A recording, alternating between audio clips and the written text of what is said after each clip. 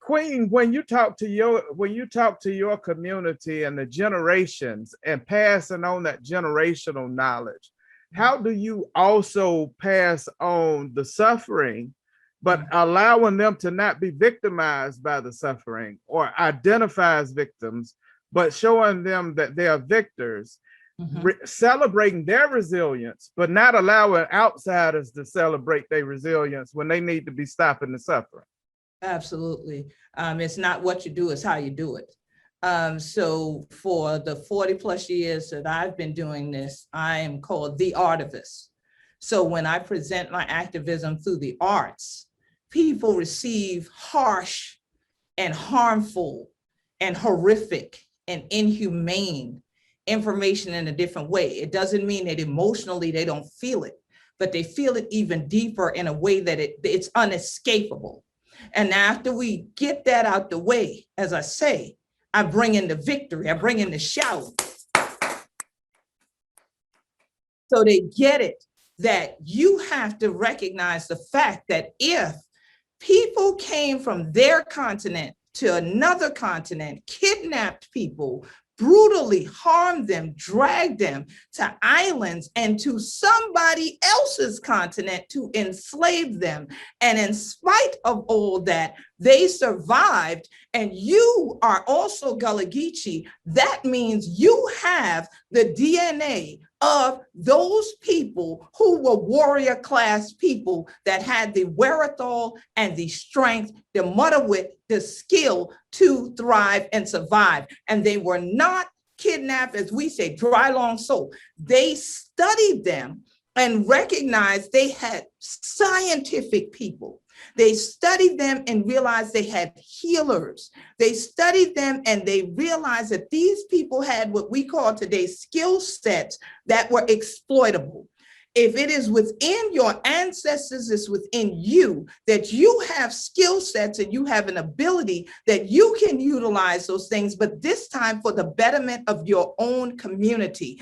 My mama taught me charity begins at home and then goes abroad. So therefore, start with your house, start with your family, broaden it to your island or your community, broaden it to the region, then you broaden it to your nation and around the world. That's what I show them. I don't sit there and have time for the crying, because I hear the crying. I see the crying. But you know, and them people, who is them people? And why are you giving them people your power? God gave you power. So therefore, what you going to do with yours? They can only have your power if you give it to them. So therefore, if we collectively put our power together, how much brighter a world can we create for us as these people that folks are now calling BIPOC, Black, Indigenous, people of color? How much more can we do together? Let's stop all the separation and let's unite. And that's where the power is, in that energy. And when I get the right set of them that actually are going to take action, because everybody just ain't an action person.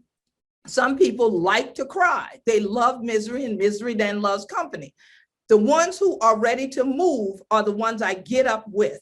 The ones who want to just disperse their energy, I leave them there in God's hands, pray for them and keep it moving, shake the dust from my feet. The others continue to move forward. They continue to grow. But I got to say this, Pastor. He or she that has ears, let them hear. And he or she that can see, they'll have vision. Where there is no vision, the people perish. And a lot of people want to do what Dr. Bullitt has done over decades, what you have done over decades, what I have done over decades in 2 days. That doesn't work. They want a microwave decision made. That is not how movements are made, nor is that how they are sustained. And so if you think that is Facebookable, or you think it's Instagrammable, that's not a movement.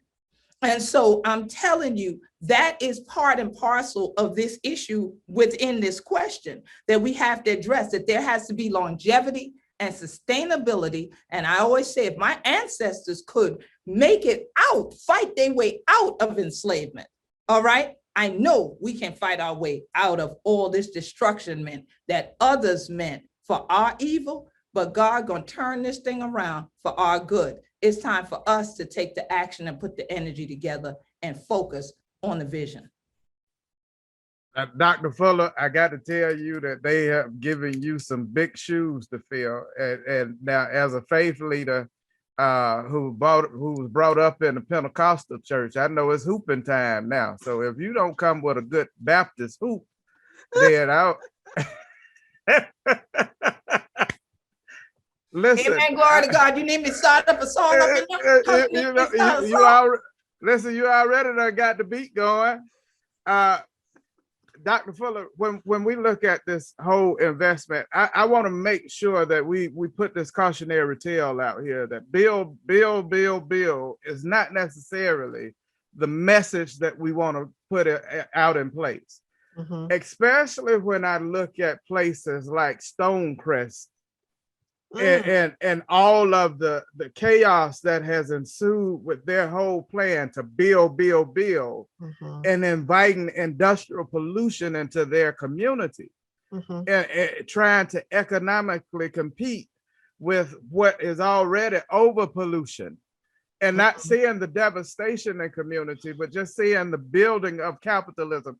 How do we decipher and discern that message so that the data corrects us in our message of build, and ensuring that we're not just building buildings, but we're also building community?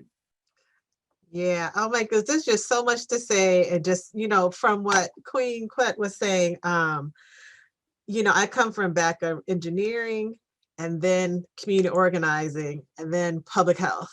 And, just saying about doing things together. So, public health is about populations. It's not about individuals.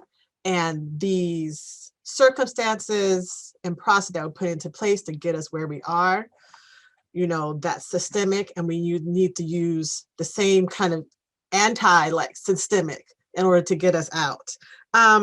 So I think, one of the things that's really important is that we need to think differently than how things were done in the past. And this is the same for research, especially for environmental research, is you look at one pollutant at a time, and then you say, oh, there's a safe level of this pollutant. And then so you can build this facility. But what we need to be thinking about is more holistically. So we can't just think of things in terms of one thing at a time. It's cumulative. So we need to look at more than one pollutant at a time. That's one of the reasons why our communities are overburdened, because once you add this one and this one and this one, then all of a sudden you have too much pollution, and then people are pretty much being poisoned. And so we have to think things in a different way. We need to do our research in a different way as well. Our research really needs to be informed by what communities need, what they have already identified as being risks. And so working with communities to really do that and to really answer those questions and then figure out what solutions are going to work. So it's not just going to be one kind of solution. I mean, the research that I've been doing most recently that I've been most excited about has to do with tree barriers. And so that is utilizing this infrastructure that also brings back the nature of, the people that were here before, and then other communities as well. And especially in Atlanta, we have so many trees here, so much tree cover. And when people were kids, talking about in the 40s and 50s, how they used to go out and play in the creek, they used to go out and walk through the woods. The kids used to play in all these different areas. And now those areas have been split by the highways that were intentionally put through different communities, blocked off access to the creek. I mean, the Chattahoochee, you can't touch it in the city of Atlanta. You have to go outside, and people are trying to solve those problems. So utilizing those, maintaining as much as we can, but then figuring out, oh, these trees can help to clean the air where we are, to get rid of the noise that is also bad for, creates heart disease and other types of diseases. And then also beautifies for our mental health, because now quantifying things is so important. And so realizing that really having trees and greenery and having exposure to that is good for mental health. And that's how we can also compare different communities with their built environments. The ones that are wealthier and wider, they have all these other amenities. And that's one of the other things that builds good health in those communities, and that we don't have in our communities that are Black and that are poor.